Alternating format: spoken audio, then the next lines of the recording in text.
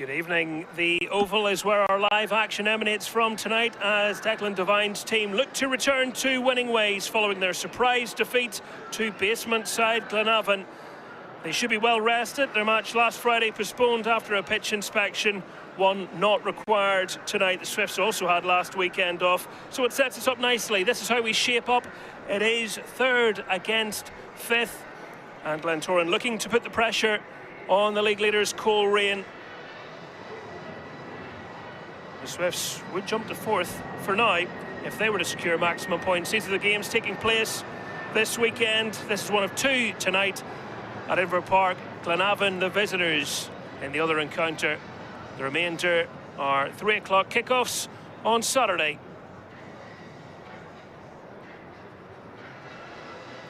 David Jeffrey alongside me for this one. And David, a lot of people were wondering what the weather would be like, whether we would have a game tonight. Thank goodness we do. The pitch has taken a battering in recent weeks. Let's hope it holds up tonight. Well, I think that's where we've got to start, Michael, is about the state of the pitch. And it looks reasonable. Last time I saw the Oval was when the Northern Ireland under-21s were playing. And how on earth that game was given the go-ahead, I really don't know. As you see, the goal areas have been well worn. But you would hope that maybe that cold spot that we got has maybe tightened things up, so to speak. But there certainly isn't the puddles which were most evident during that under-21 international. Dungannon Swifts got the better of Glentoran last month, but they don't have a great record at the Oval. It must be said, the last time they won in the league at this ground, 2019. Yeah, it's been quite some time. When Marshall Gillespie kindly sent through stats, and I was looking back, I thought, you know, this is a big challenge for Dungannon. And if you were to simply go by previous outings, then you can only see a Glentoran victory. But we'll wait and see. As you can see, they're still working on the pitch, and the teams will be out and joining us imminently at the Oval. David, what to expect with this title race the way it's shaping up at the moment? We saw the table a moment ago. Larne and Glentoran both on 29 points in action tonight. Coleraine on 33, and Linfield, I'm sure there'll be interested observers here, a little behind on 22. There will be. I think primarily, obviously, we've got to talk about Glentoran, you know, who over the piece have had an excellent start to the season. Give credit to Declan and to his players. I think tonight for me will be how are they going to respond. They've had a week off in that they didn't play last week. But how will they respond to that defeat away to Glenavon? Nobody saw that coming. And yet, in the aftermath, Declan was very quick to put his hand up in terms of, saying that he changed the way that the team has been playing. He went with a 3-5-2, back to maybe something more similar in terms of a 4-3-3 or a 4-2-1-3 with Burt maybe just pushing forward and playing in behind Oban. But that's more a shape and a system to what we have been used to and Glentoran have been used to. And as I say, Declan was very quick to put his hand up and take responsibility with regards to the change of formation, and that being a big factor in the Glenavon victory. Yeah, a couple of changes with Kieran Call coming in for what is his 20th appearance for Glentoran. Jordan Stewart starting, having made the bench at Mornview Park in his injury return. And Houben and Jenkins are the club's top scorers this season, so they will partner Stewart in that three-pronged attack. Meanwhile, for the Swifts, two alterations for them as well. They'll be delighted to have Tiernan Kelly back available to them. James Knowles makes his 180th outing for Dungannon Swifts, and the man in attack, Junior, their top scorer, with 7 goals across all competitions, including the 3-1 win over Glentoran. Our referee is Shane Andrews. He's assisted by Stephen Bell and Brian Wilson. Our fourth official is Evan Boyce.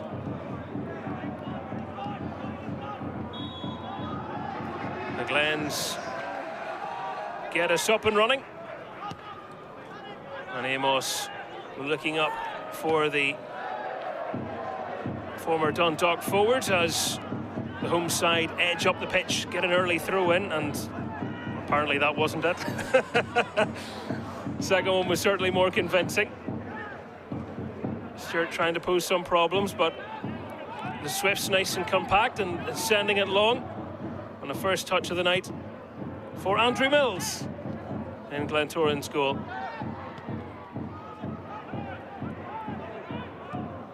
Nice ball into the centre, a little flick on, not coming together. It's a fast start to the game, David. Yeah, epitomised particularly by Jordan Stewart. Obviously, he started the season so brightly. Then he sustained an injury. It's been a little while since he's got back into the side. But over the piece, he has had a most impressive start to the season, and he really wants to, to give a good account of himself. And he's buzzing about there like a busy bee. They know they'll be kept busy tonight. The visitors' defence. That angle ball not quite reaching its intended target.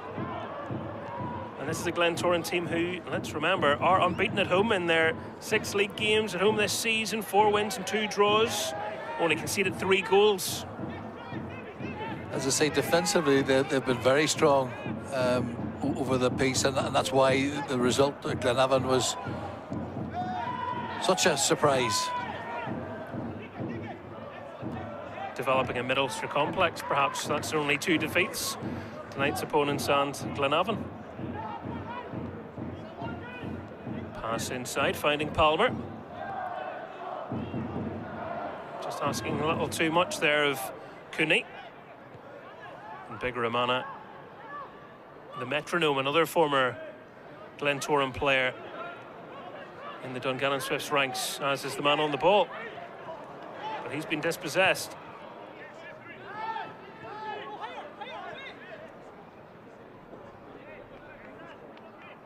And the pattern inside these first 2 minutes, maybe as you would expect, it is Devine's team seeing more of the ball. Yeah, very much so. Dungannon are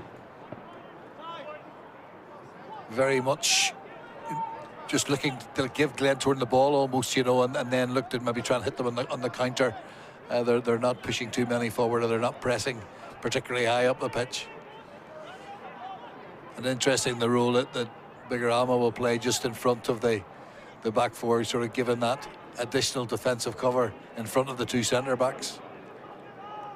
I was having a chat with the man on our picture, Ryan Cooney, last week, and I was amused not just by the fact that he admitted he didn't mean that goal against Glenavon.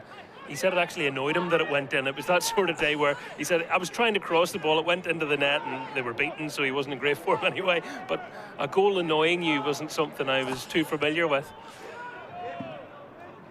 He's in possession now.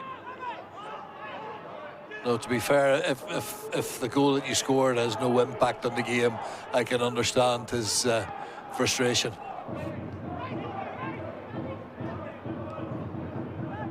No Marcus Kane tonight. Virtual ever present, but not in the panel as Cole steps in his place. Player with plenty of experience as well, and a long-standing relationship with McElhinney, so they should have a good understanding established between the pair of them.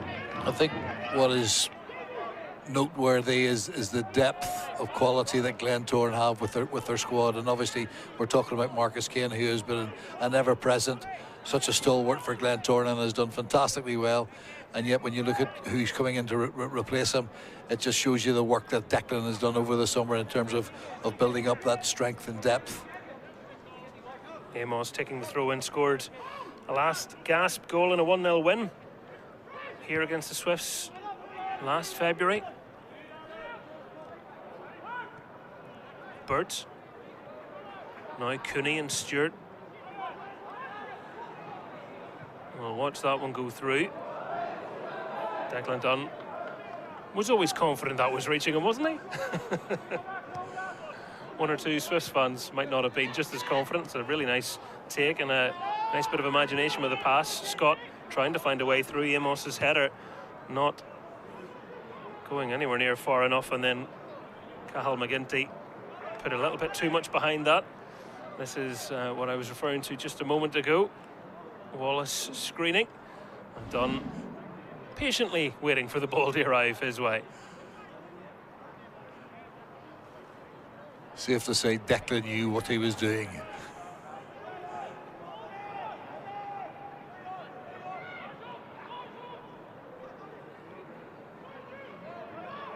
Neither goalkeeper having to break sweat so far. Mills not able to find anybody in green, and Junior not able to stay on side.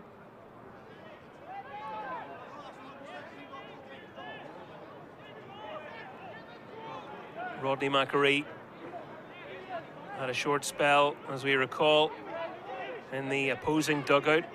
Very well thought of across the league, but indeed left a good impression with Glentoran fans. Had a remarkable season, in particular last season with the Swifts, and after a bumpy start to this season, they've fairly turned their form around in recent weeks, haven't they? Rodney has done fantastically well. If folk remember his time at Glentoran when he became manager, he secured a European spot for Glentoran that season, you know, which was a tremendous feat. Really good, solid achievement. And then went back to his beloved Dungannon. What he has done there incrementally, piece by piece, is remarkable. You know, fourth in the league last year for me was such an achievement, and obviously the magic of the Irish Cup, and particularly the manner in which they won the Irish Cup, was phenomenal. And then they had that, you know, difficult, frustrating start to the season when some people with raised eyebrows wondered what was going on. I think it was 5 defeats in a trot. And yet it wasn't so long before they got back up and running again. I think they had 6 victories on a trot, you know, which has found them where they're at now. And that ultimately, yes, you're only as good as the players you surround yourself with and the people you surround yourself with. But ultimately, you need the man front and centre, and Rodney has been that and deserves a massive amount of credit. Well, they're only 2 points now behind the tally that they had after 15 games last season. They were on 23 points then, and if they win tonight, they would actually be a point ahead of where they were last season, because they lost game 16. But we'll not get ahead of ourselves. It just, however, does illustrate you can't write teams off after a few weeks in a football season. I know we're all prone to get carried away, but you know, the bigger picture usually reveals all. Well, thankfully, at 63 years of age, I wasn't one of those who got carried away, and I've been around it long enough to know that the things would turn. And I think the most significant stat you've just talked about is that they're only 2 points worse off than they were last year. Meanwhile, Glentoran 8 points better off. Points to a very pleasing start to the season, and the typical nature of football, you look at the games you lose and you nearly dwell on them and think, but it could be even better, and that is true, of course. Of course it is. That's a very obvious emotion, because there are games where you'll maybe think, well, maybe you're always striving, obviously, for a win, but you're maybe thinking, well, we'll get a draw there, and I'll be happy with that. And if we get the win, that's the bonus. But there are other games where you're sort of thinking, we really should be getting, you know, three points, and when you don't, then, you know, retrospectively, you're really hard full of regret and thinking we could be that little bit further ahead of our targets. Fair coming together with Palmer closing him down. Throw-in's gone the other way. Shane Andrews had a little look across to his assistant on that side.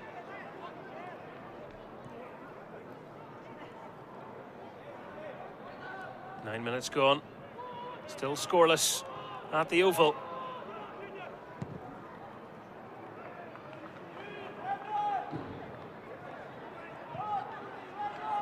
Wasn't taking any chances there, was he? No, to be fair, Junior was closing him down very quickly.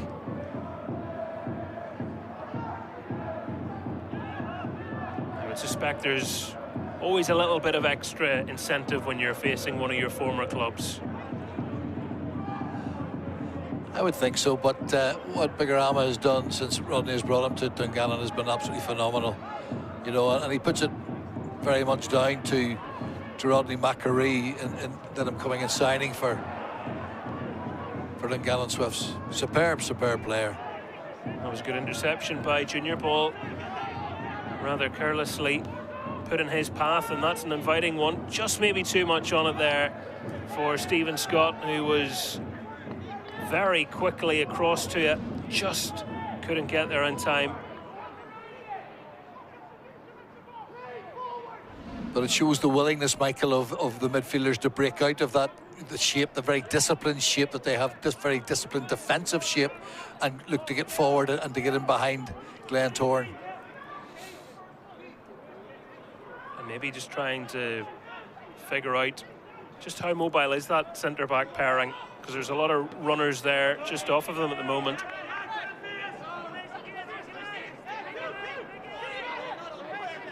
It will be a fascinating tactical battle between the benches.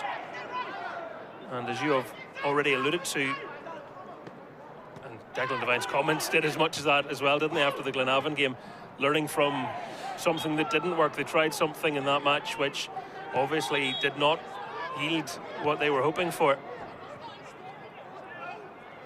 I can understand his thinking, you know, in terms of wanting to get two forward players together, particularly Jenkins and Vauban, who are excellent, but he's reversed the type. Free kick awarded for that coming together. James Knowles to send it forwards. And helped on, but all the way through to a very comfortable Mills, who doesn't waste any time distributing. Amos.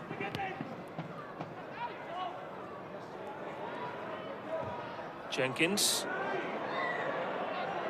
Right idea. Got a few oohs and ahs. Anyone making a run in there would have been licking their chops, but nobody had done. Let's look back at the previous free kick.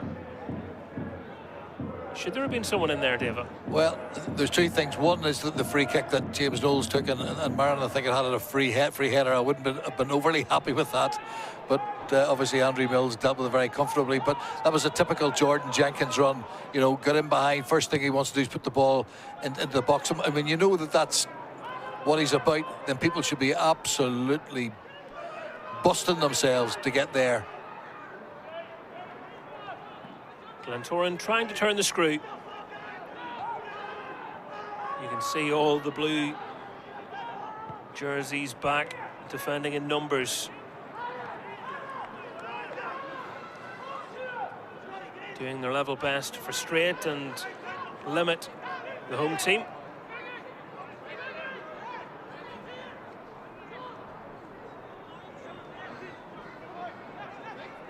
Amos.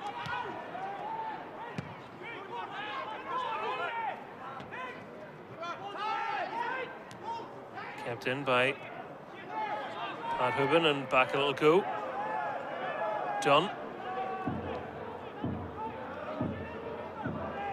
Now Danny Wallace.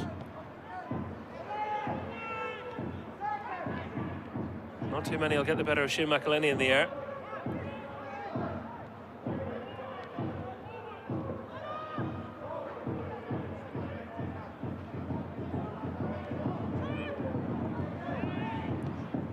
Flexibility in the positioning, you can see that. There's Amos.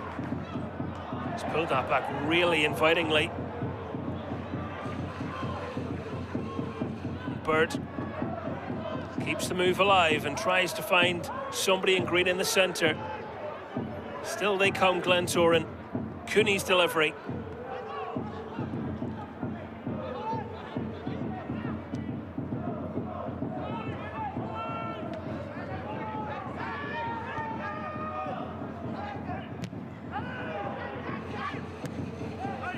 Commitment in the challenge, and again, and call is pointing at the ball, and the referee has already made his mind up and given a free kick to the Swifts.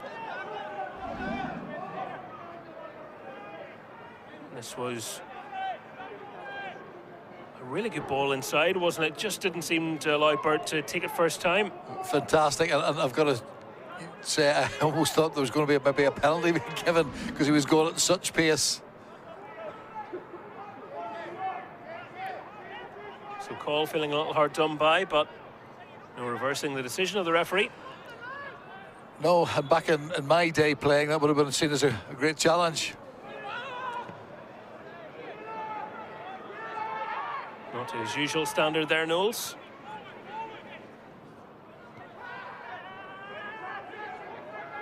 Singleton.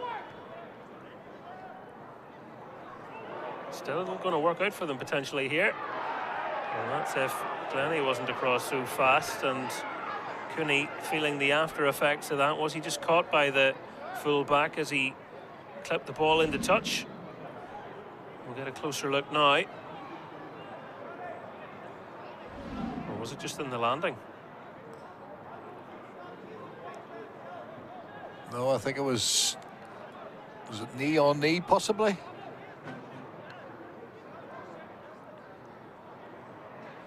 Just what you want on a cold night. Good rap on the knee. That'll wake you up if you weren't already.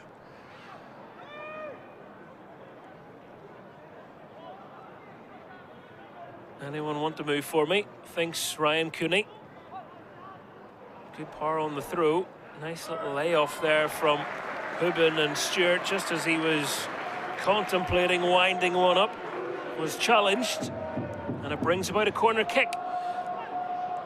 Already an indication yet again of Patrick Hubin and what he brings to this Glentoran team. You know, very, very clever, takes up a good position, physically strong, just lays the ball off. And Dungannon defended that very well. Jordan was looking to certainly let one go there.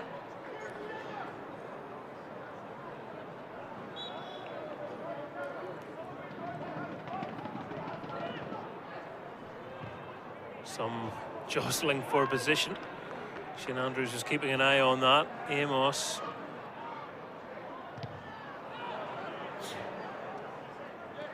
No way through. Dungannon was happy to have the free kick given their way there. Almost in a bit of trouble.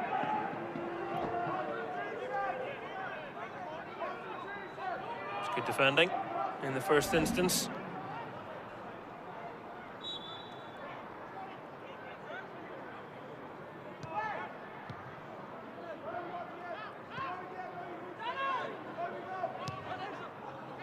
Kelly. Again looking for Scott, and maybe the ground is a little soft underneath. Just about managing to avoid tumbling. Yeah, and I think the wind has as much to do with that as weight of pass, because that's the second time Scott has made that little run into that channel. Unfortunately, the ball has just got away from him. Night for the woolly hat, for the many layers. Thermal socks.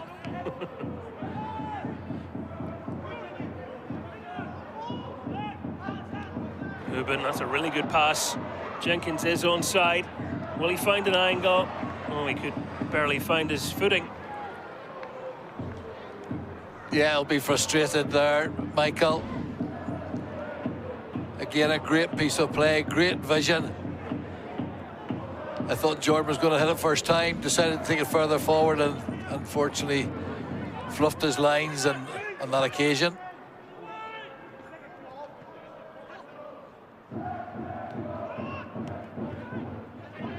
Just not on the same wavelength as one another there. McGinty closing down as the hosts sweep the ball up the pitch, but turn possession over, and Glennie, who has started every game in the Premiership again this season, also on target last month against the Glens. Yeah, young Adam Glennie has just very quietly built a fantastic reputation. You know, has very much been an ever-present, and one of the rocks on which Rodney has built this side. At the club since the age of 14.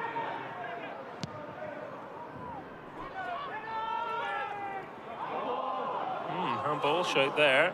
Certainly looked a little uncomfortable, didn't he, Cooney? Trying to challenge for that. Swifts can't make anything of it.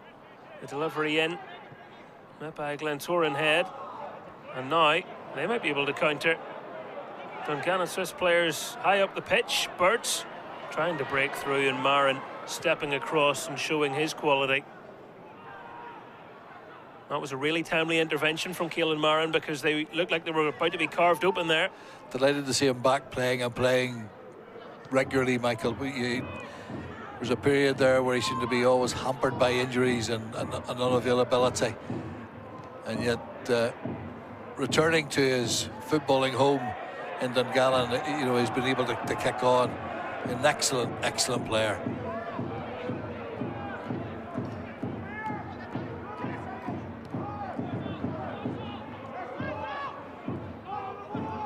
Marin striding forwards, and nice disguise to beat his marker as well. You see two aspects of his game. Earlier, a very timely intervention, but he's also got the technical ability and confidence, to carry the ball and to take it forward.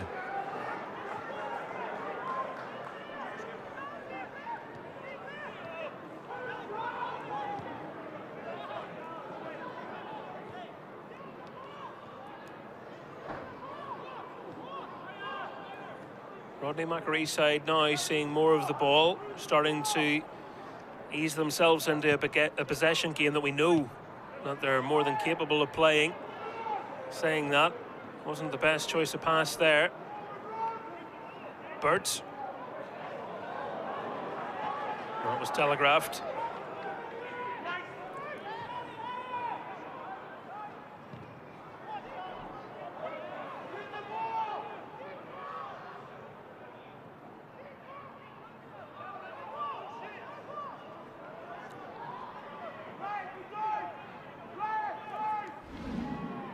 This is the handball claim.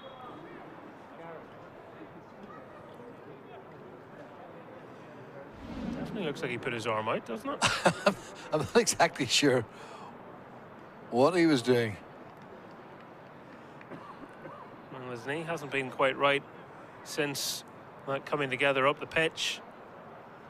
And they're looking over for some treatment. This would certainly be a blow should they lose the services of Cooney.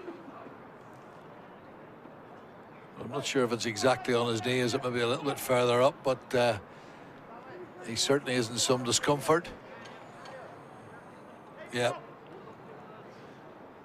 You can see exactly what he's yes. saying there from the impact. Hasn't been right since, and just feeling that.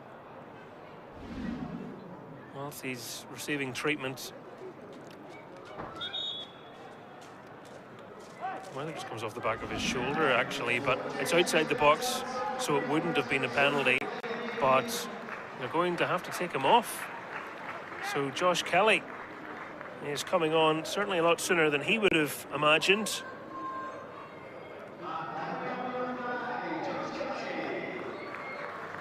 And whether he is slotted in at right back or whether they make a little tweak and play him in midfield, we'll keep an eye on that one, but you see the position he's taking up at the moment. I think he'll just go and do the job in there. Fill in at full back. Great to see Josh back playing. Had the privilege of working with him at Ballymena United. Great young fella, and after a pretty horrendous injury and a year out of football, great to see him back playing and rewarded with an extended contract. Featured in nearly every game this season. Yeah, he's done fabulously well.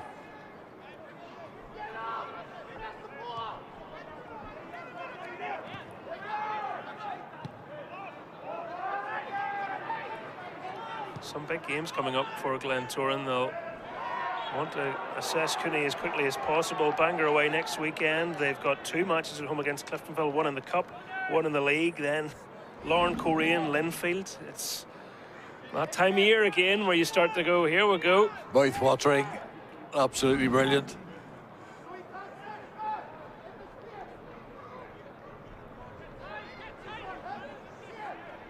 James Knowles, he's just having a little look there and mentally going, how far away is he? Could I? Will I? Should I? Seen him score some very good free kicks down through the years. This is certainly a testing range even for a man of his powers and talent. Knowing James as I would know him, you'll still fancy it. I remember him scoring a wonder goal when he first joined Linfield.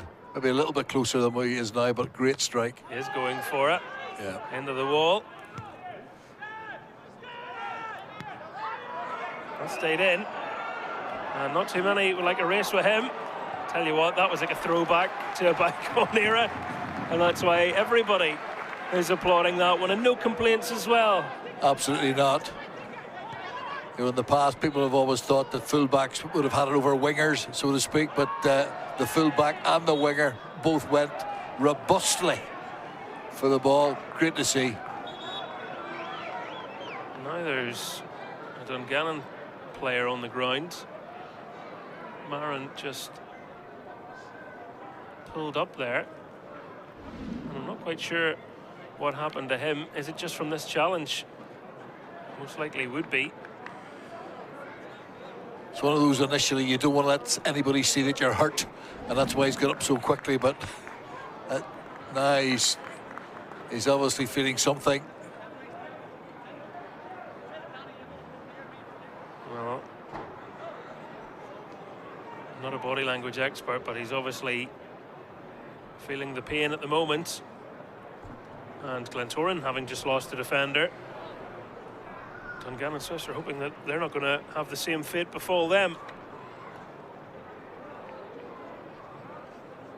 You glance at their bench, Peter Maguire, Mal Smith, the two names that would jump off the page. Peter Maguire has really been a peripheral figure since his move from Ballinamallor, but he did play the game and he played well at Stangmore last month against the Glens. I was there that day, David, and had a nightmare coming home from it. The motorway was partly closed, and I took a diversion. And the lovely people at Glentoran says you can follow our team bus. We got into the next town. They all stopped for their dinner. I'm not following you anymore. And I took myself off on a little journey. I eventually got to a certain petrol station, which I'll not mention, with 1 mile of petrol left in the tank. Oh, I could go on. That was a fun night. So no such adventures tonight for me, thankfully. He's back on his feet, which is good to see. Well, certainly given the praise that I gave him earlier, young Kieran, you know, and what he can do defensively and also going forward with the ball, they really wouldn't want to be losing him at this point. You can get involved. BBC Sport and I use the hashtag BBC Irish Prem. Your thoughts on the match so far? Anyone brave enough to make a prediction? Always keen to know what you think. Our educated audience, I'm sure, will be able to predict all the goals that are coming. Haven't seen any just yet. Hubin, that was a high foot by Marin. Free kick has gone the way of Glentoran. Well, it hasn't been touchy so far, but there was one or two little moments in there. Pat Hubin would not have thanked the centre-back had that had connected with him.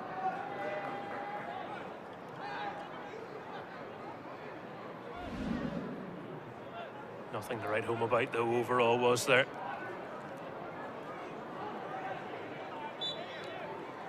Amos signalling. What can they conjure up? Nothing from the first move, and certainly nothing from the second. That was not what Bert had in mind. No, I think we were looking to hit big Shane McElhenney, but ball was nowhere near him and easily defended.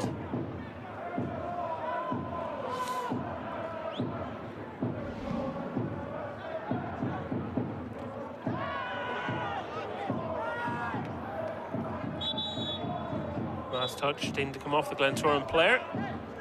Throw in inside the visitor's own half. That's one you'll never get away with referees.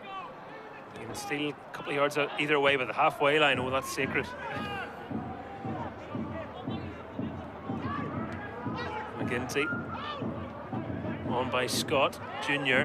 Nice little flick there, and that's an inviting ball. And again, just a little too much on it for Scott. He's making those runs. He needs a slightly better pass if they're going to unlock him.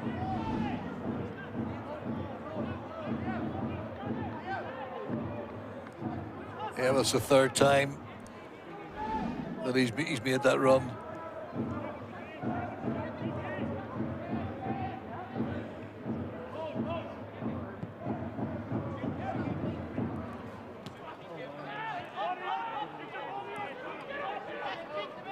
Seeing more of him in midfield as well, having been so accustomed to him as a fullback. Still occupying a wide area, granted. He's very much a willing runner, as we've seen on these 3 occasions, but very quickly gets back into that solid defensive shape that Dungannon have in place. Singleton was saying he was being pulled back a little bit there. Burt just wasn't strong enough. 31 minutes elapsed.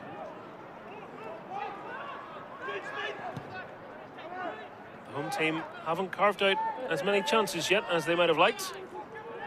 No, there's been plenty of effort. You can't complain about the work rate, attitude, application, but in terms of creativity thus far,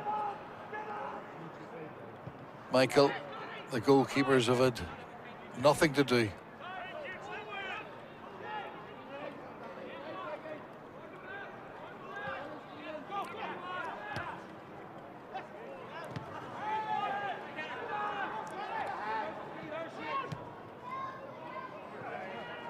McAllister.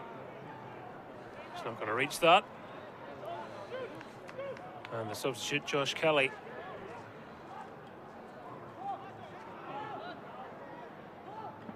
Being informed he's one of the men in charge of the internal fines at the club. Sensible head. And he's got Nathaniel Ferris as backup. I think he's the reinforcement. If you don't pay your fines, you go, well, have you seen this fella? Then they get sorted.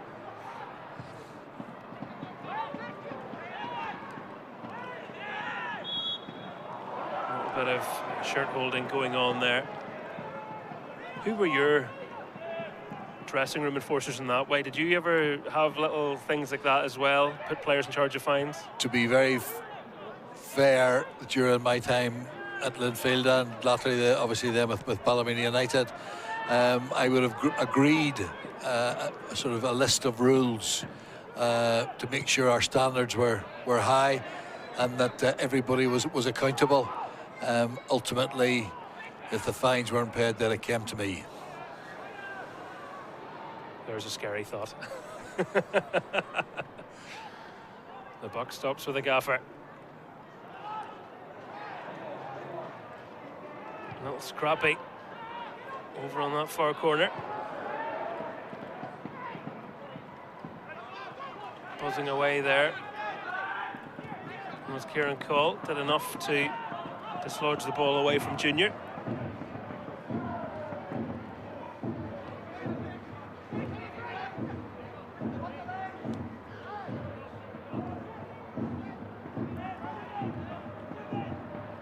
McElhinney just wants a little bit more movement in front of him. Players becoming more static.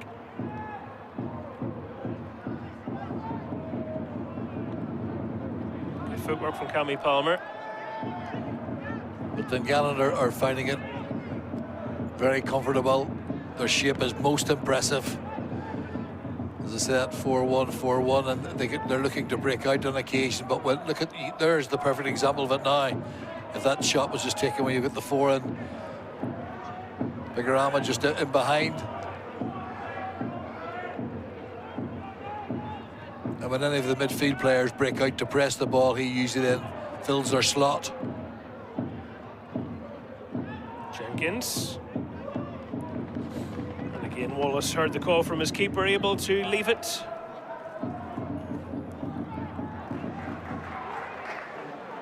Ball taken away from Kelly. Player from either side asking about infringements that weren't given.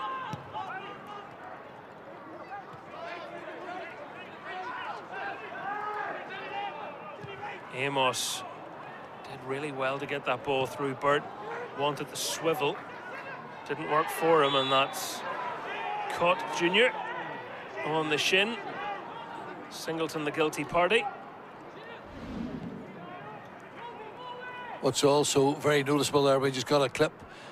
Daniel Wallace and Kieran together, you know, are very, very quick in nipping in and not allowing the Glentoran players to get the ball under control, or even just to lay a little pass off. McAllister engineering just a little bit of room. Score of that wonderful goal against Vaduz in Europe in the summer.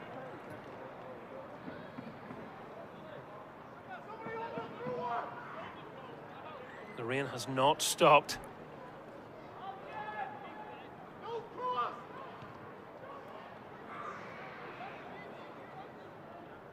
And yet, to be fair, Michael, the pitch is holding up.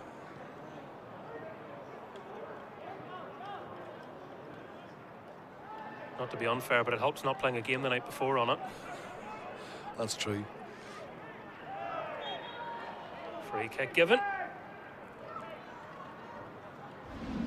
Palmer using a little bit of experience there. There was a shove. Got himself in front of his man and drew that challenge.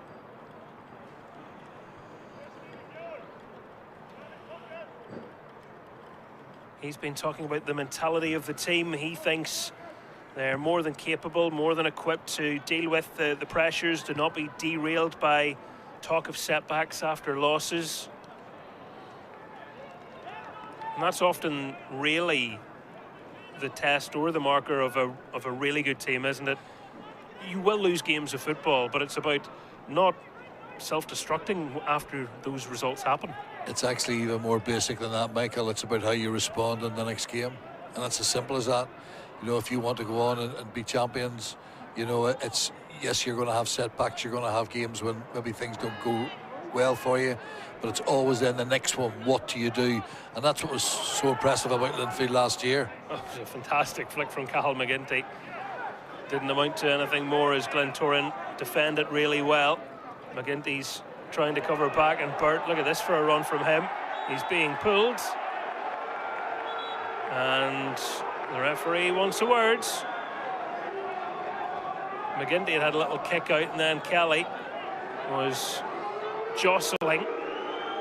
The fans were wanting a card. The referee says final warning.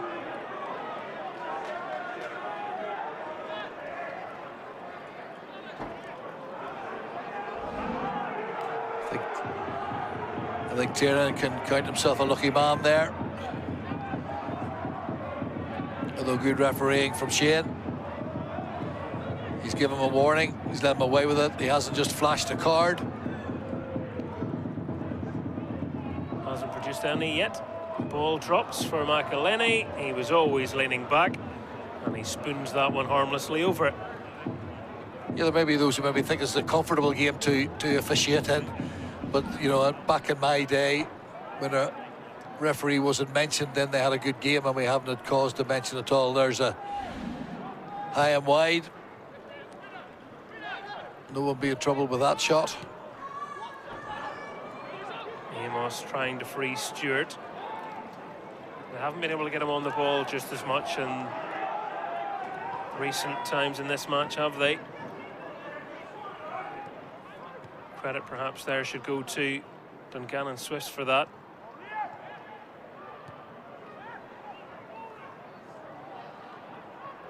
We'll get the throw in.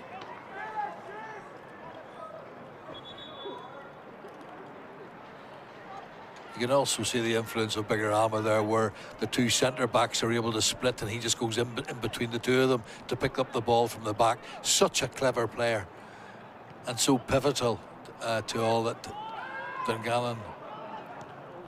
He missed the all match of what they do between the sides last month because he was travelling back from Bujumbura, which is a pretty good reason. To be fair, it's a very long flight. There were supporters that day saying, I wonder, will he play? It's like, no, I don't really think so. He'd been playing an international in Africa on Thursday.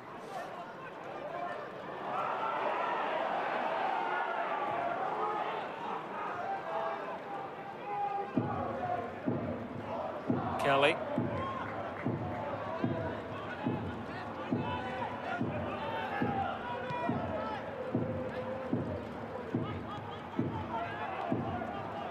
5 minutes of normal time left in the first half. Both sides searching for a breakthrough before the interval. Neither goalkeeper particularly tested to this point.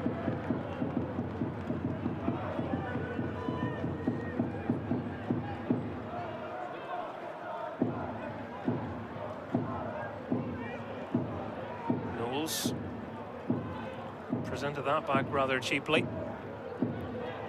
Into the box it comes. McGinty, composed. Junior doing enough to get aside the throw-in. I think probably one of the things which will frustrate Declan is that the inability of Patrick Hoban to get any space. You know, the last game that we commentated on, he was absolutely excellent. Whether he went beyond or it was just a target man, finding little pockets of space. Given this Dungannon Swifts shape and formation, he's finding it very difficult to find those little pockets of space. They have become a bogey team, the Swifts, for the Glens. Glentoran have lost 3 of their last 5 matches against them, but unbeaten against Dungannon Swifts in their last 9 league meetings, winning 8. So it's very different when they play at Stangmore to the Oval, but they can't be separated thus far.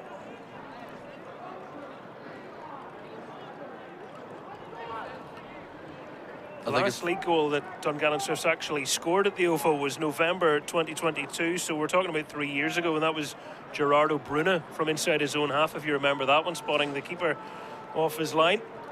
It's a wonder goal.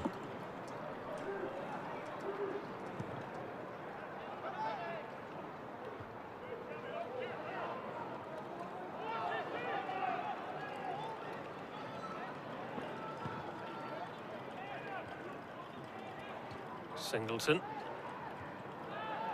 Little game of head tennis. Breaks out and then breaks up. That challenge meriting further inspection from Shane Andrews. He'll mosey over for a word.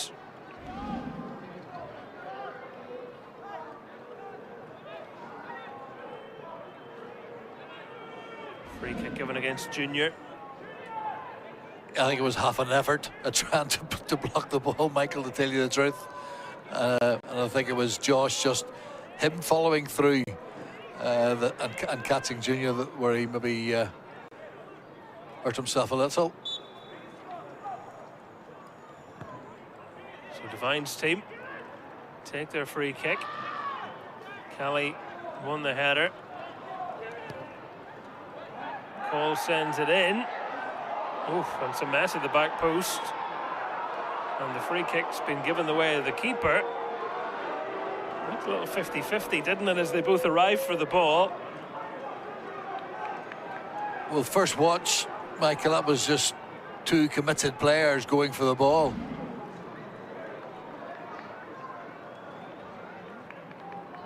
Certainly is a tasty ball in. If the referee had seen that pull on Pat Hoban, I think it was Bigorama.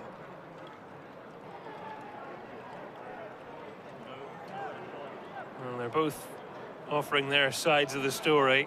He nudged me, he grabbed me. Referee's reaching for an aspirin. Well, there certainly was a hold on the top of the forward. Yeah. And then there they're coming together. The Glentoran player sliding in to try and get the ball, goes into the keeper. Free kick the right decision? I think it's not a penalty, is more or less what I'm asking you. It certainly isn't. Certainly not a penalty, and I think Declan was emphasising that by maybe not bouncing up so quickly, just in case the referee might have thought that, but no, right decision. That thought had crossed my mind too, actually. Junior, oh, he's got himself all muddled up. 2 minutes of additional time signalled It's a very soggy oval.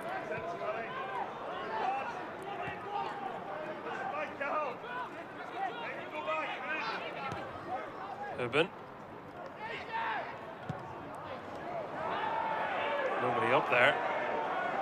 He's trying to make the point. I drop deep to pass to you. You can't pass to me when I'm far back. I think he actually probably wanted the ball back into feet again, you know, and that's maybe, you can see maybe Patrick is being frustrated because he's not been able to affect or impact on the game. And that's the great thing about him, that he'll not just stand up and allow himself to be isolated. He will go and involve himself. He will go and get the ball deep. Almost half of the added time has been played.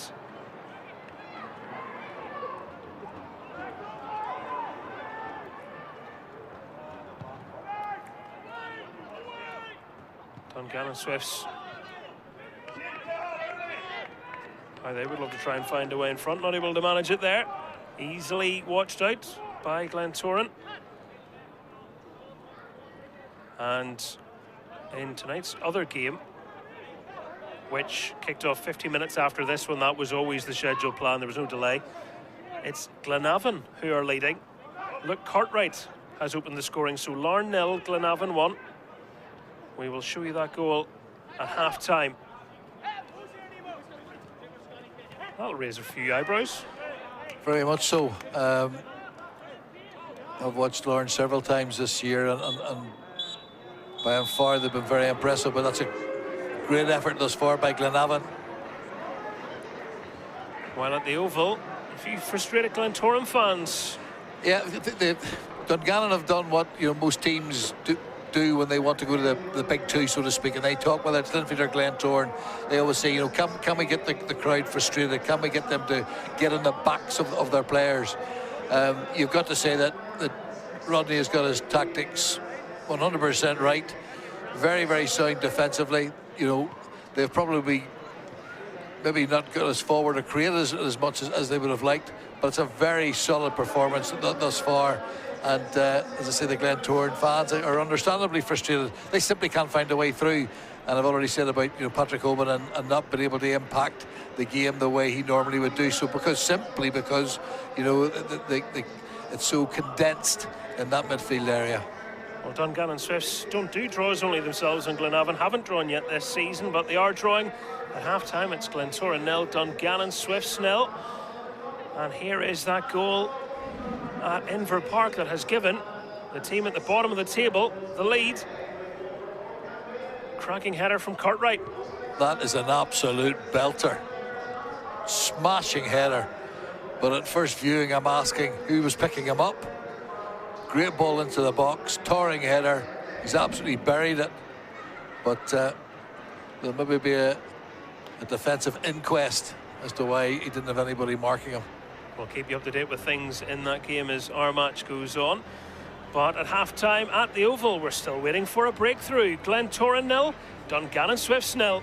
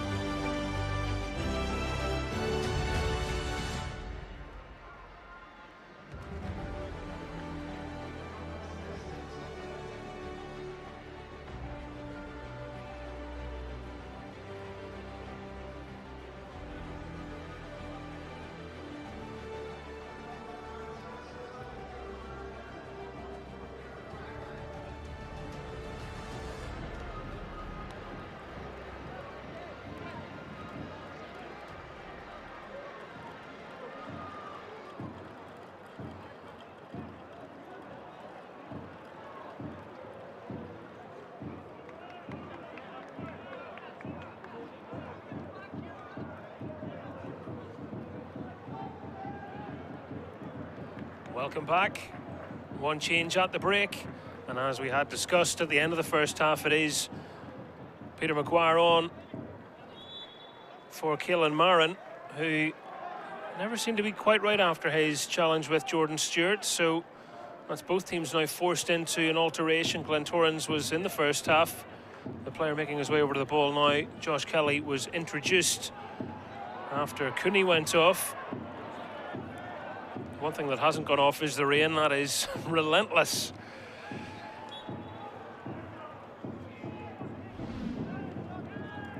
Interesting to know what the managers would have said at half-time. You would think that the away side would be the happier at this stage, David Jeffrey. Certainly, if I was running referee, I'd be very pleased. The team were very disciplined. They kept their shape well. Obviously, all that he has asked them to do, they are carrying it out very, very well. And possibly the only area that they would maybe want to try and improve on would be in terms of their creativity and getting some shots away on goal. Well, there might be a chance to do that now for Dungannon Swifts. James Knowles.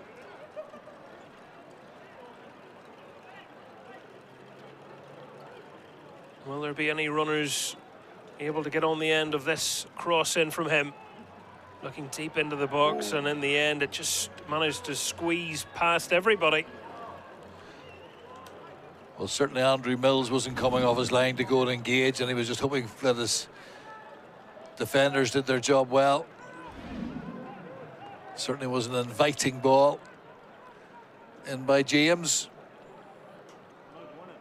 Half-time whistle sounded a couple of minutes ago at Inver Park, where Larne are losing by a goal to nil against Glenavon.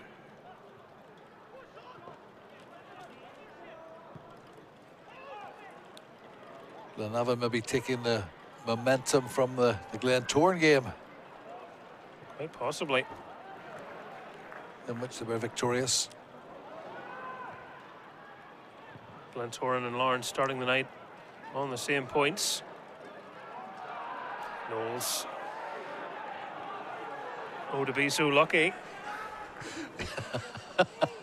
Yeah, that was theatric. Let's just leave it there, Michael.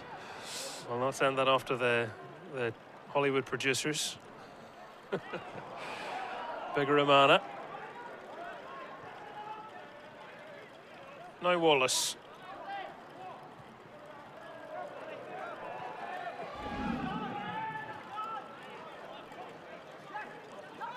Nobody appealing for this one. Knowles is quite quick to get himself back up as well.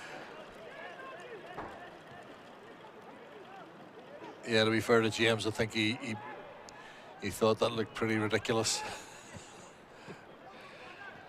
3 minutes gone in the second half. Stewart has Kelly to his right. He's made his own space.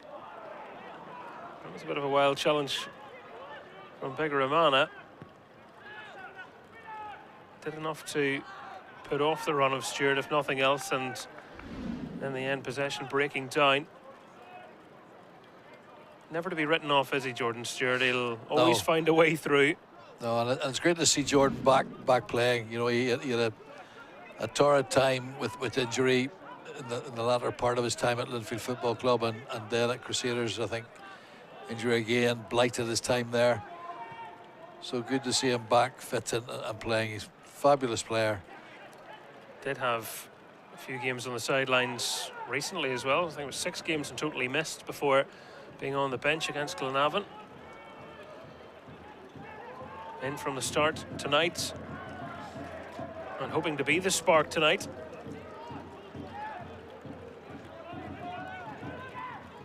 Kelly.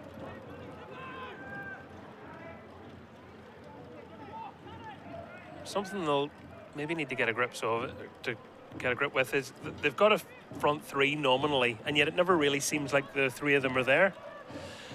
No, I can see what you're saying, Michael. I think the best way to describe it is that they're isolated individuals, and that's a little bit of a problem at the moment. They're too far away from each other, and then they're not being supported quick enough by midfield players. Now they need to think defensively. Scott trying to slot the ball towards Junior in the centre. They'll have to make do with a throw-in.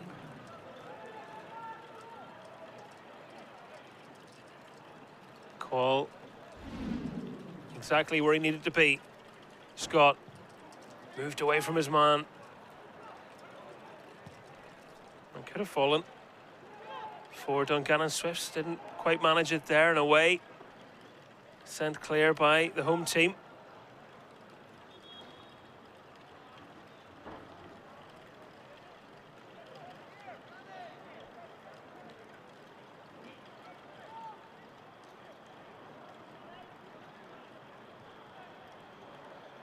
Able to creep a little higher up the pitch.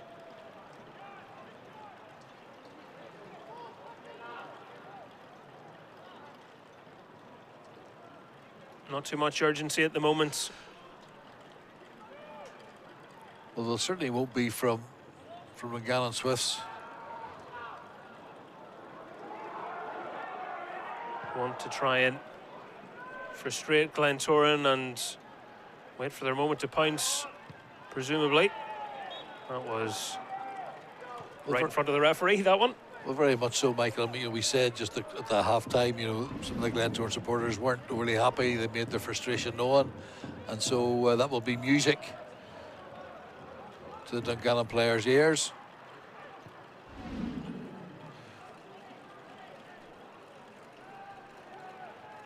Easily watched out. Goal kick for Glentoran, who in 11 days' time have the quarter-final of the Bet McLean Cup against Cliftonville. Home tie on the 2nd of December. Yes, that's how close we are to talking about December. And if they win, it would be the winners of Myola Park who knocked out Dungannon Swifts.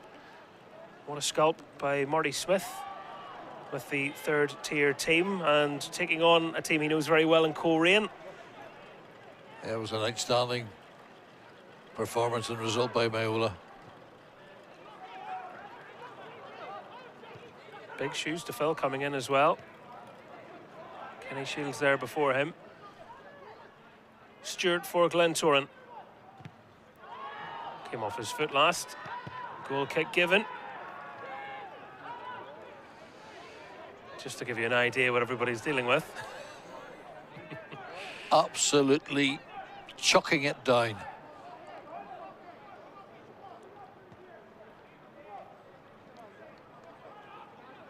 Well, eventually retrieved the ball. And continuing in a similar vein, as we've seen. Given this little break, I've got to just say hello to Wee Dan, who's a Glentoran fanatic and who often quizzes me with various footballing questions. Hello, Dan. Hope you're well.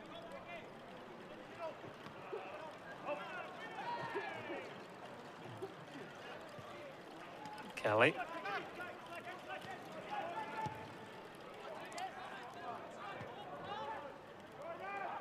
Wallace.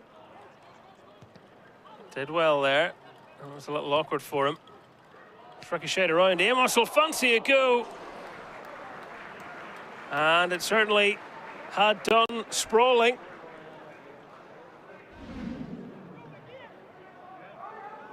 Ricocheted rather kindly for him. Still had quite a bit of work to do. Nearly able to guide it into that top corner. Danny Amos.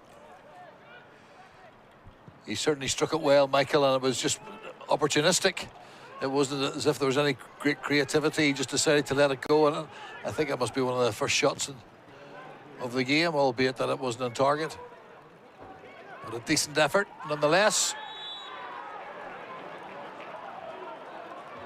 Card is coming out, and it will be for Jordan Stewart. He's dandered off.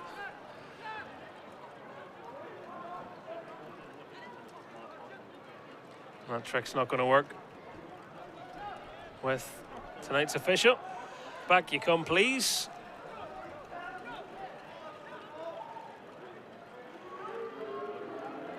So first man to go into the referee's notebook. Yep, Jordan tried to get away quickly from the crime scene, but he was saying to the referee about the pitch, you know, and can you let me away with it? But to be fair to Shane, I think he's refereed the game tremendously well thus far. He's taken the conditions into account, and I don't think Jordan can have any complaints with that card. Now, dead ball delivery to defend. McGinty with the header, but it was always going off target. Difficult to get over that one. Certainly James Knowles put it in with pace, but you know, McGinty, as you said, couldn't get high enough to get over it. Foul off the ball on Jenkins, perhaps. Referee was in front of it. Shane Andrews says nothing doing.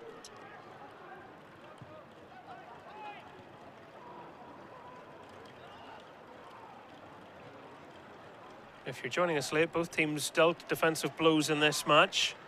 Ryan Cooney injured, as was Keelan Marin. That was the off-the-ball challenge that left Jenkins on the ground.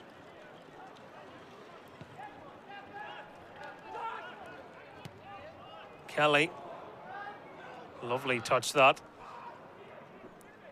Just couldn't get it across the face of goal. Palmer. Is there a shot at the end of this move? They're trying to create just a bit of space to get one away, and in the end, Hubin earns the corner kick. Well, there's certainly Glentoran a bit more adventurous this half, Michael, and they're looking to go and commit Dungannon players to making the tackle. They're running at them. They're not just passing it. They're looking to get a shot away or to get a penetrating pass away. And there were 7 Dungannon Swift's outfield players in the box, so it was hard to get it through that blue wall. The corner grazing the netting, but it's the other side of the netting.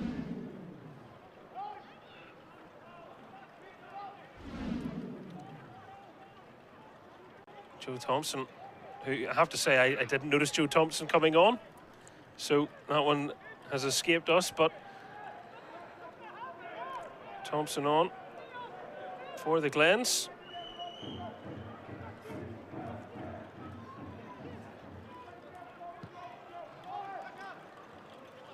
.57 played, still 0-0 in East Belfast between the teams 3rd and 5th in the Premiership.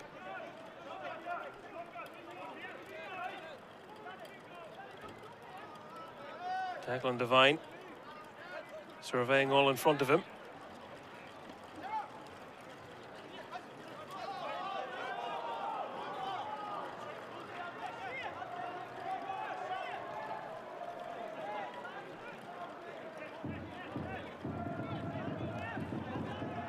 Kelly.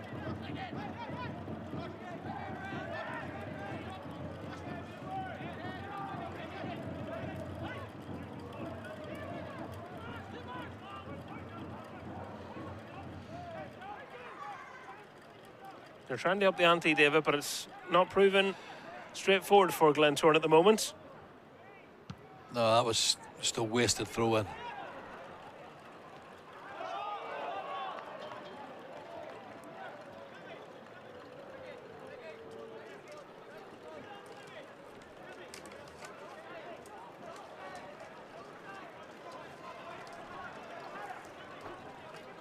So Glennie with the throw.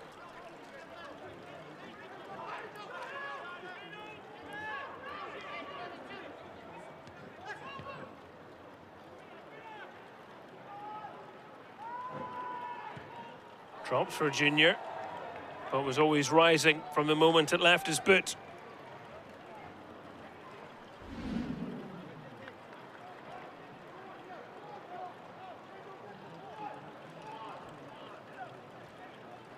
Yep, just instinctive.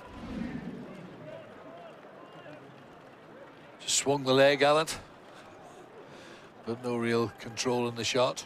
That's almost what they're being reduced to at the moment, with no clear openings. Taking one on in anger.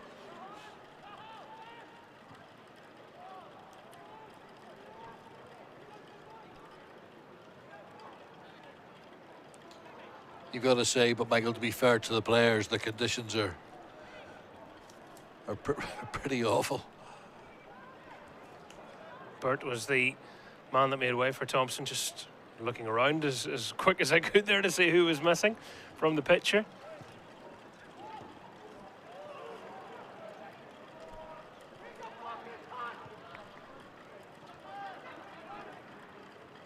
Wallace, well, he didn't get the ball in that little dummy, but luckily he was able to get it from his point of view at the second time of asking, sending it forward. It's a good take from Junior. McAllister. Glentoran need their wits about them here. And they still haven't quite been able to wrestle the ball away. Stewart probably wisely decided not to tangle a boot. Could have got himself in trouble when already booked, and Jenkins was in an offside position. That pass doing him and his team no favours.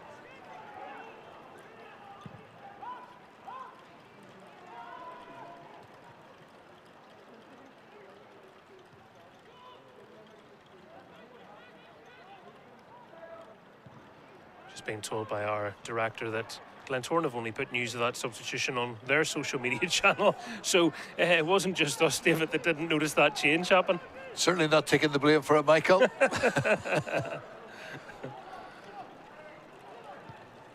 We picked up very much on young Peter Maguire coming on for Caelan Maran, but certainly not the Glentoran change. Kelly showing good balance. Stewart. Back to Palmer. It might fall for Jenkins. That was a really good challenge. Kelly getting himself in the way. And behind from Wallace. That was a fantastic challenge by Tiernan Kelly. Decent ball in, ball just drops. What a challenge. What a challenge, young man. Very well done. Just to quickly let you know that Larne have levelled at Inver Park. Larne 1, Glenavon 1, and Paul O'Neill a couple of minutes after the restart.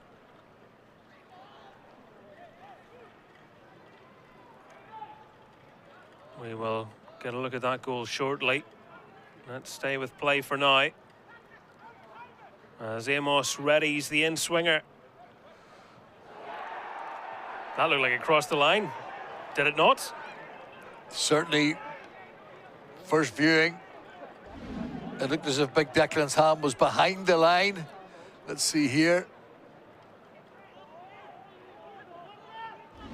We'll need to slow that down to be absolutely certain, but a sigh of relief for Dungannon Swifts, because that would have been a dreadful goal to concede.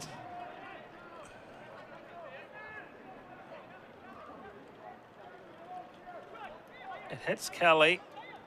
The keeper gets a hand to it and does just enough to keep it out, I think.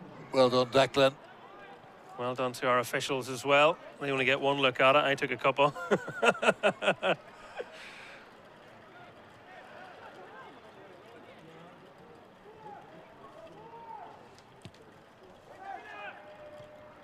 Oh, deft touch again from Junior. Scott. Knowles just brushed aside by Palmer. Jordan Stewart. He makes it look so easy. There was nothing straightforward about that whatsoever. But it gets his team out of this little cul-de-sac that they were in.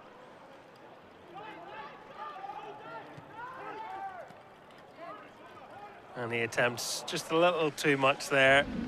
Kelly not on the same wavelength. This is the goal. Randall's ball in. They couldn't clear their lines. And it was altogether untidy. But it goes down as a goal for Paul O'Neill.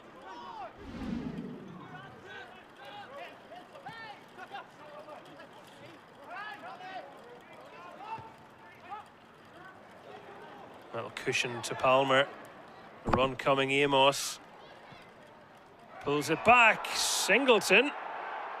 Well, he's holding his face. And the referee, I think, has given a goal kick, but is just checking on Singleton. Apologies for any of the language that you're picking up. Tempers flaring. Glentoran supporters and some of their bench asking for a potential penalty here. Oh my goodness.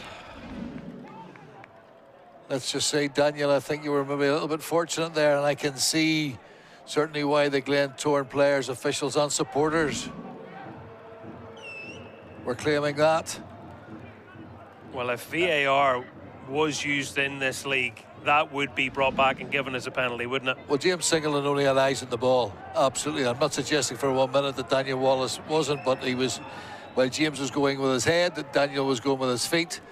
And certainly on another day, that would have been certainly given. So reason to feel frustrated for Glentoran. And Junior Ogwe will be blaming the pitch, no doubt, but he will definitely not want to see a replay of that one. No need to pass comment, Michael. As I say, to go back to that, you know, Glentoran were unfortunate. Look here again, James eyes on the ball, and Daniel has his feet well off the ground. There would be those who would consider that reckless and dangerous, you know, so it could have been a penalty and possibly even a sending off.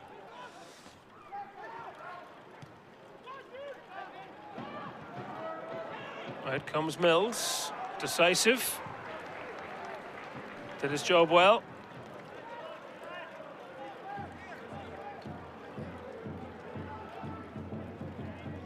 And I've got to say, just following that incident as well, James Singleton gets up again, you know, doesn't cause a big fuss or a big row, such as the nature of James. An outstanding young man.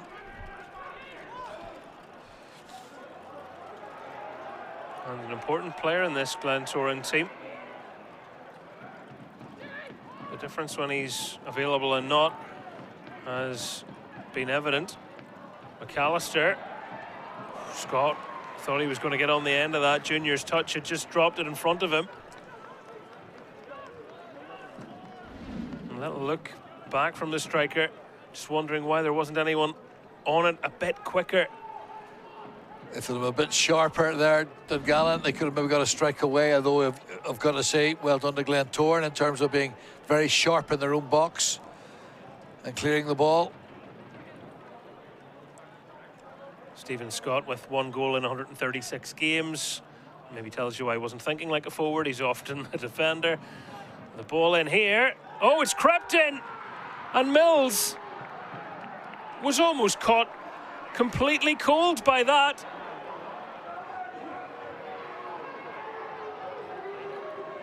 That is absolutely surreal, because we're going in normal time, but it would almost seem to be slow motion. Well, it's an absolutely dreadful goal to give away from Glentoran's point of view. The corners floated in, and the inquest is going on now from the keeper and his defenders as to how on earth this makes it all the way through. And I think it's Singleton, is it, that gets the touch?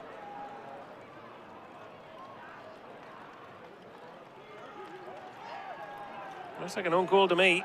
I think it just comes off the side of Singleton. It does. After giving James that praise earlier there, you could do nothing about it. The ball hits him. And extraordinary. It ends up in the back of the net. Well, puts the cat amongst the pigeons. It also increases the urgency in which Glentoran need to find a goal. Very much so, Michael, but you can't say that Dungannon aren't worthy, you know, to be ahead, because, you know, how they've gone about first half and start of the second half. There's the ball come in, decent ball in, but it seems it comes off James's face almost, you know, and comes off the side of his head. Yeah. He's not really, I don't think, expecting the ball to reach him. He's almost turning his body away. It hits him, But even then, nobody on the line to deal with it. The goalkeeper goes over in stages. Yeah, I think if Andre sees that back, he maybe will think he should have done more. Just seeing that chance once we were reflecting on the goal again. Another delivery in, they weren't able to score. Glentoran, 20 minutes to go, they find themselves behind, and a tale of two moments involving James Singleton, because he could so easily have been given a penalty at one end. What was it, a minute or so later, down the other end, the ball hits him, and instead of potentially being one up, they're one down. That sums it up very well, Michael. You know, thin lines, fine margins. You know, Dungannon could have found themselves a man down, a penalty awarded, and they go up the other end, and probably the best way of describing the goal, it was scruffy. 2019, the last time that Dungannon Swifts won a league game here. And that was a 4-2. 1-0 in their favour at the moment. And that is just the fourth goal that Dungannon Swifts have scored in their last 10 Premiership visits to the Oval. Granted, they got quite a bit of help from the home team to get the goal. And now things have opened up. Could it go from bad to worse for the home team? McAllister, he was calling for it, and Mills was able to push it over. And very quickly you see that you know, a new picture coming together, where Glentoran having to get more men forward, leaving those spaces, and Dungannon exploiting them. More than a decent touch. Good save by the goalkeeper. Young Sean McAllister. What a talent he is. And now, a corner from the same side that brought about the opening goal. And it comes again. This one is dealt with.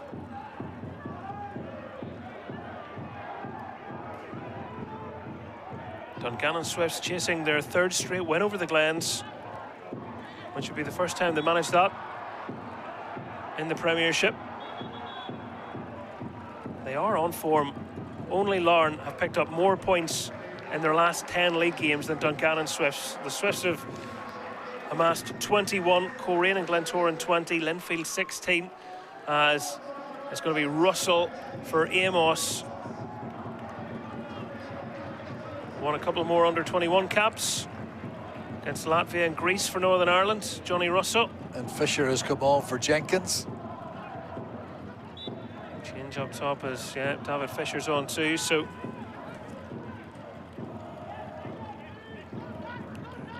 will that bring about the desired outcome for Glentoran, or are Dungannon Swifts on for 3 points here tonight? Well, if they do get the 3 points, Michael, we'll be revisiting your stat at the beginning of the programme. Yes. If they were to win, it would mean they've had a better start to this season after 16 games than last season. Unthinkable after a run of defeats, but they haven't won it yet. 74 minutes almost played now in the unrelenting rain, and that's going to merit a yellow card. Kelly, a little early on the shirt swap. You normally do that after the game. No, not just once, twice, 3 times. Young Tiernan was looking to get a hold of the jersey. I thought you were going to burst into song there. Leo Alves just showing you how warm it is tonight. He's already shivering. James Knowles, I've got to say, has put in a fantastic shift. He has given us absolute all. No surprise that Rodney wants a pair of fresh legs out there. particularly in this last 15-16 minutes. Away by Wallace.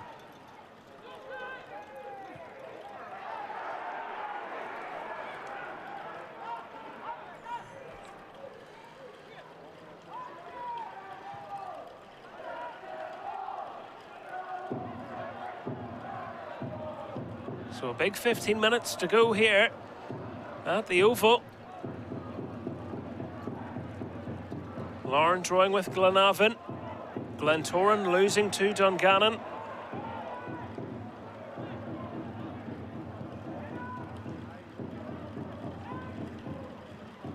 Coleraine might be thinking they could be the big winners of this weekend, but lots of time for things to change, and they also have to go to Solitude tomorrow, so nothing handed out there.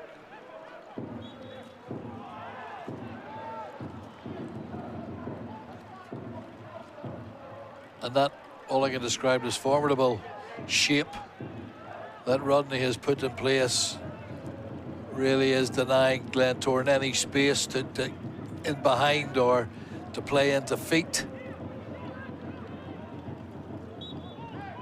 They really have been superbly disciplined thus far, has Dungannon Swiss been. Looking to themselves get back to winning ways after a couple of losses in Cup and League.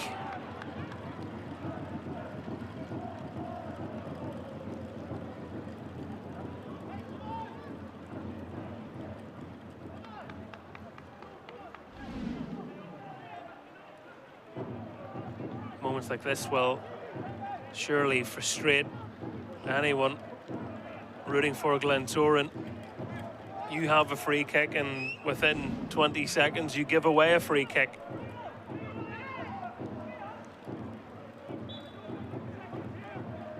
As a manager, I can tell you, or former manager I should say, I can tell you that really is most frustrating,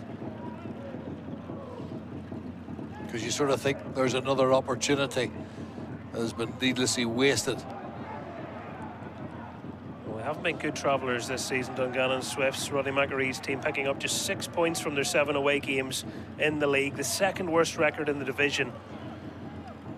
And you contrast that with the fact that they've won 5 consecutive home games in the Premiership. But if they're able to see this out, this would be a big win for them.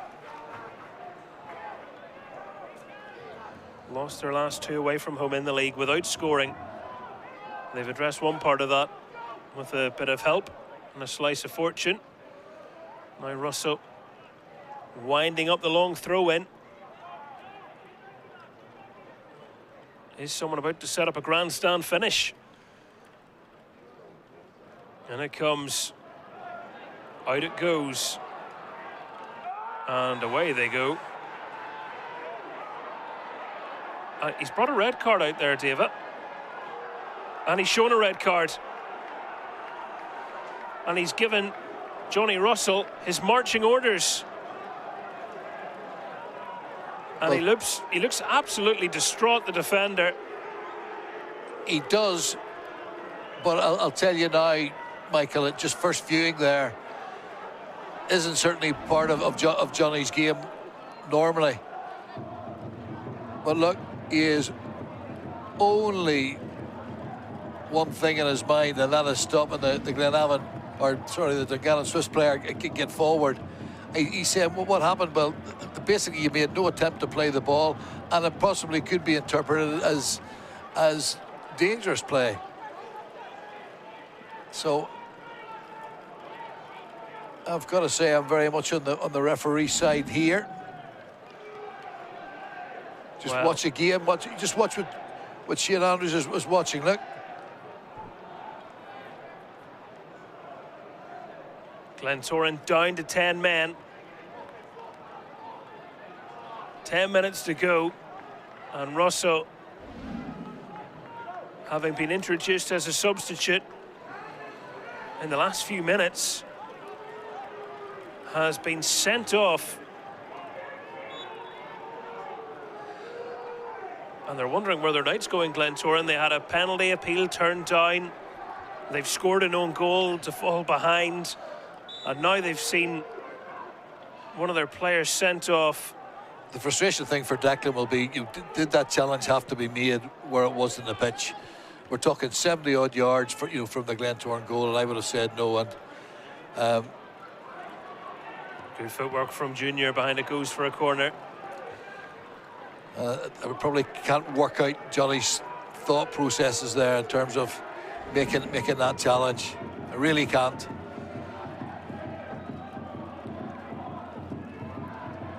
In his mind, he thinks he's making a cynical foul. He's going to be yellow carded. But you're saying because the way he comes in and the fact that there's no attempt to play the ball whatsoever, that makes the referee's mind up. I think so. That's my own opinion, and I can't work out because, I'm looking there, and Joseph Thompson, was behind the ball. He was the first player that was in my view, and I thought, you don't need to make that challenge, Johnny. And yellow card for time waste. I think the ball's not in the quadrant. It's going to be placed there now. So Sean McAllister cautioned.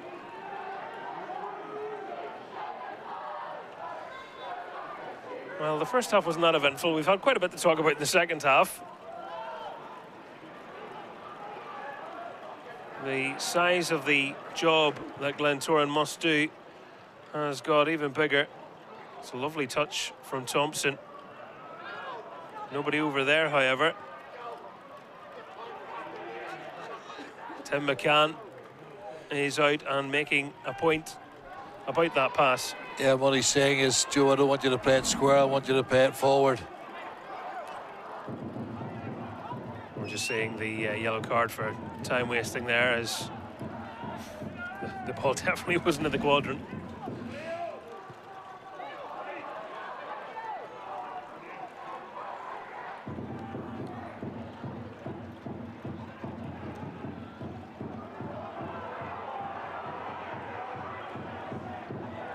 Glentoran on course for their third league defeat of the campaign.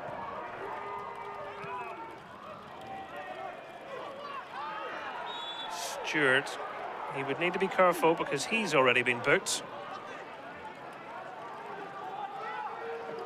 Just caught the back of his man, who probably feels worse for going into the side of Josh Kelly.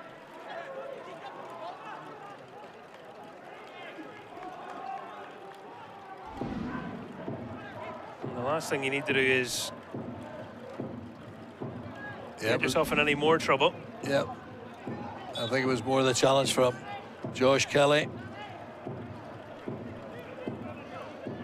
The young Sean McAllister got up unscathed. Wallace sent that one straight out on the far side.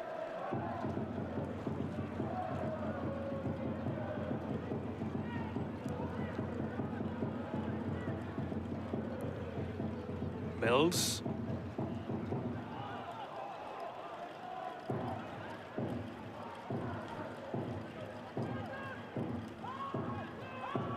As things stand, the Swifts would be moving up to fourth, 2 points ahead of Linfield, having played 4 games more than them upon the conclusion of tonight. Linfield in action tomorrow and on Tuesday as well, as they start to try and make up some games. Away to Bangor, then home to Crusaders. Coleraine and Larne also on Tuesday night. But here at the Oval, time ticking away for the hosts, who could be about to lose at home for the first time.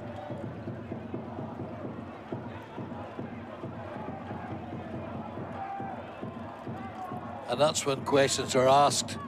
We talked about it earlier on, Michael, about if you are beaten, it's how you respond. And given the defeat at Glenavon, obviously Declan was wanting a big response from his players. He reverted, to the system and shape which has served them well this year. But when you look at a situation where they could have had a penalty, they didn't. Then within a minute, then it's an own goal. And then when he tries to freshen it up, bringing young Johnny Russell on and Fisher on at the same time, then one of those subs, being Johnny Russell, gets himself sent off and keeps more pressure on it, and that's, you can't legislate for that.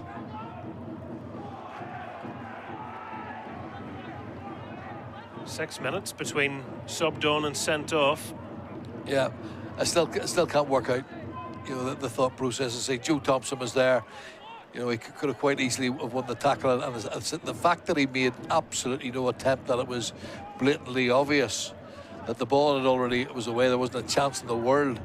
I think that would ultimately made Shane Andrews his mind up. Shane Andrews is very much keeping track of time. Yeah. At times we can be critical of referees and their performance, but I've got to say tonight, Shane's been absolutely spot on and nearly everything, with possibly the debate around Daniel Wallace's challenge on James Singleton. And that'll be, I'm sure, the focus of the post-match conversation, because if you get a penalty there and whatever you decide around a booking potentially as well, then you don't find yourself 1-0 down. If you do score your penalty, you don't have a player making that sort of stupid challenge because you're not a goal down, you're maybe a goal up.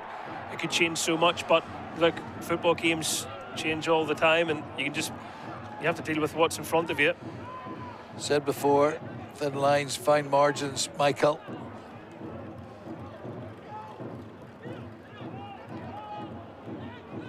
Three minutes plus change to go.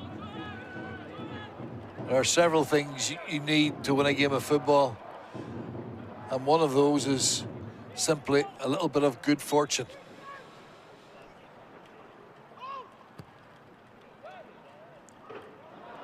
That'll be a corner.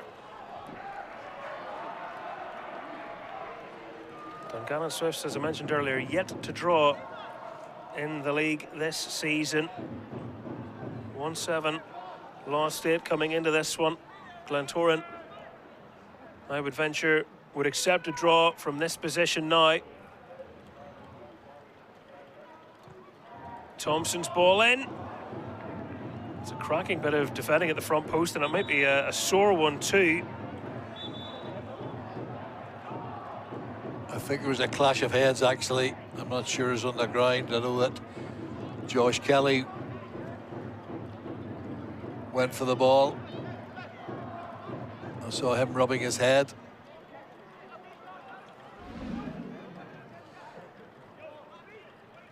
The in-swinger from Thompson and headed by Kelly.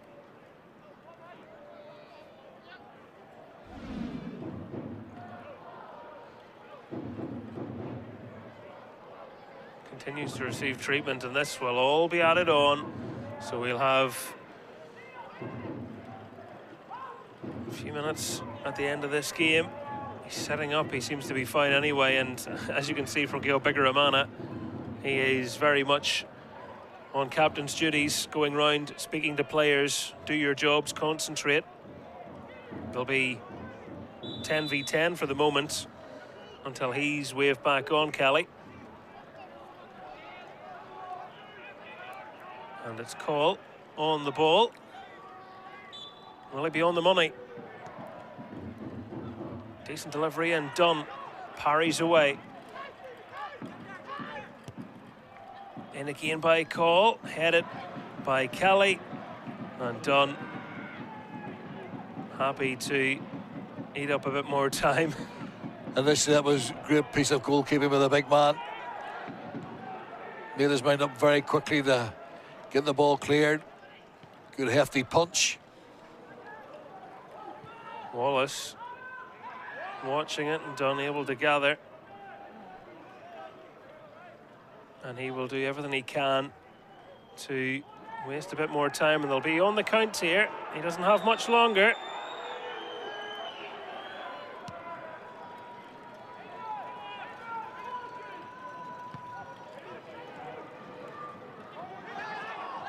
Alves.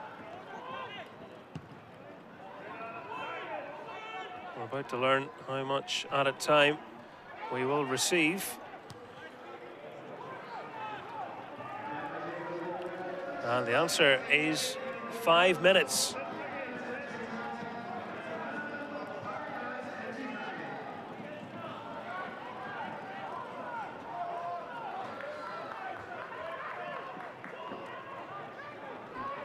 Will there be some late drama here? Glentoran trailing by an own goal from James Singleton.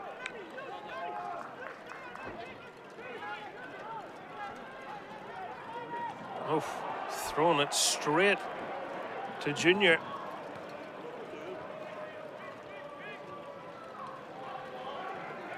And moments like that just leave everybody scratching their head. It does.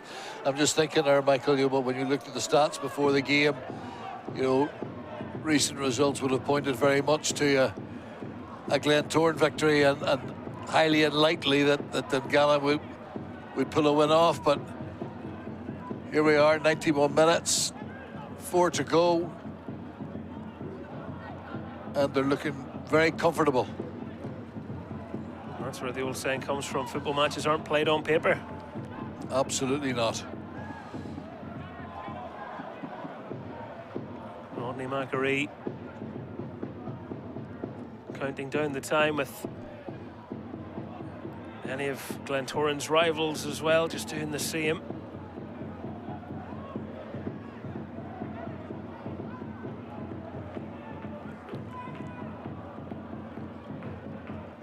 Still encouraging his players.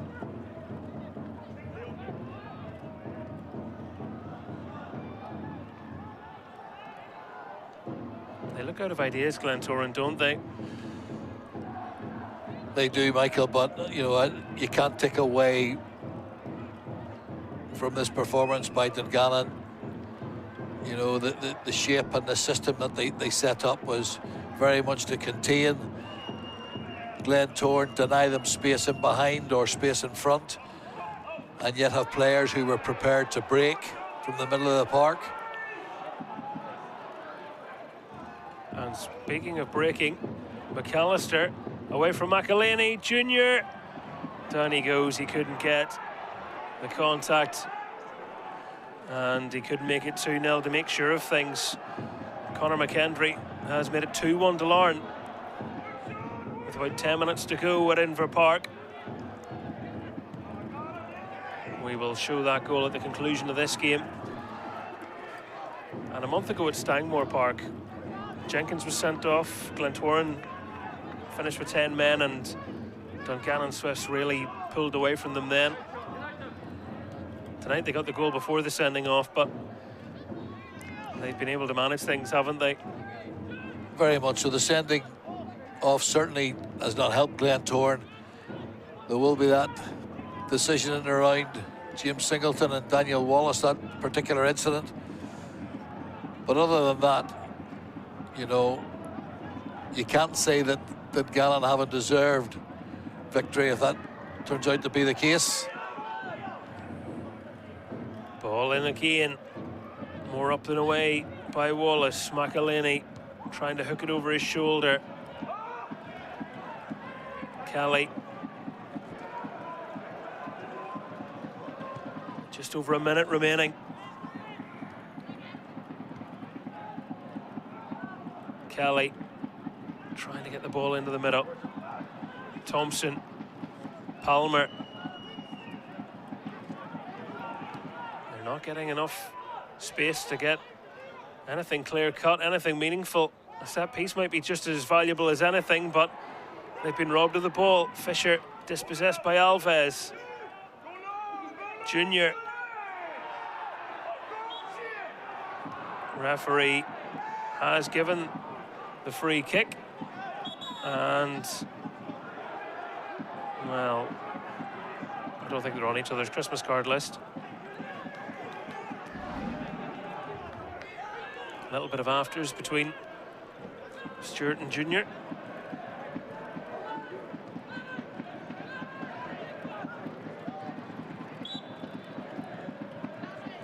Trademark tangle of legs and commonly known as handbags, Michael. we're on the blow. We've heard the whistle, and it is a jubilant away dugout. The handshakes are being exchanged, but the points are going down the road to Dungannon Swifts. It wasn't the prettiest of goals, but it didn't need to be. And Glentoran's unbeaten home record in the Premiership this season comes to an end. Well, you've got to say, Michael, you know, it's a horrible evening. The weather's been absolutely ridiculous. To be fair to the players, you know, the conditions did impact on the quality of the game, but you can't fault their effort, you can't fault their commitment over the piece. You know, Dungannon Swift's shape you know, was absolutely excellent. The discipline of their players individually and as a collective was first class. There certainly was a piece of good fortune with about their goal, although when they look back at it, maybe young Andrew Mills will be disappointed that he didn't get across quicker. Then we, as I say, you know, prior to that, we had the James Singleton, Daniel Wallace incident up in the Dungannon Swifts box. You know, certainly I would have thought there was grounds for a penalty to be given and possibly even a sending off. That wasn't the case. So certainly Dungannon got that little bit of good fortune, but you've got to say in how they applied themselves tonight with such discipline, you certainly merits their victory. Glentoran will certainly feel hard done by, and on another night the game could have possibly ended a draw. But listen, Dungannon came, they have conquered, and the question now for Glentoran after the defeat at Glenavon, now defeat at home here against Dungannon, is how will their players respond in the next fixture. But this is one that they would have targeted and would have wanted to get the 3 points, but for them, unfortunately, victory was not theirs. Well, the faces of the players tell a story as they continue to savour their win. This is the best of the action, and this was a big moment, a penalty appeal that was waved away. Amos crossing it in, Singleton trying to head it, and Wallace going in with a high foot. This was given as a goal kick.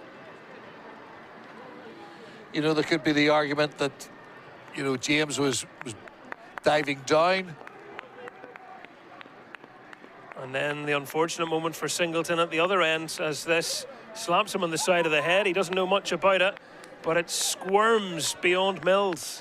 He knows absolutely nothing about it, Michael. And then the night was to go from bad to worse for Glentoran. 6 minutes after coming on, Russell lunges in to try and stop the counter-attack, and the referee said that's serious foul play and sent him off. Well, Shane Andrews couldn't have been better placed. His positioning he was right on it, you know, and he was able to see what Johnny was intentions were, and I've got to say that, you know, Shane was left with little choice but to award a red card for that, and that really did sort of cap Glentoran's night of frustration. The Larne game still ongoing. Let's have a look at the 3 goals in that match. It's Glenavon that went in front. Cartwright with that brilliant header after 31 minutes. Paul O'Neill was able to, via deflection, pull the home side level a couple of minutes into the second half, and then Conor McKendry took his time and placed his finish. There's about 4 minutes left, and that is still the latest score. So these are the games coming up tomorrow. Cliftonville against Coleraine at Solitudes. Carrick Rangers Portadown's a big game as well. Bangor entertaining Linfield, and Ballymena United against Crusaders, and a Crusaders team that have managed to get back-to-back wins. Very important, and a first league home win as well, going to the Sky Blues. Here's what's coming up across the weekend. So for all of that Irish Premiership action, Sportsound has you covered tomorrow from 2 o'clock. on Radio Ulster and BBC Sounds. It's an extended programme because Ireland have their test match against the Springboks, which you can listen to. That is from 5:30. We have a live game on the iPlayer next Friday for you from 7:35. It is Bangor against Glentoran. And then the latest episode of the Ireland Rugby Social, presented by Gavin Andrews. New episodes available on BBC Sounds. If you haven't listened yet, be sure to check that out. David Jeffrey, thank you so much for your company.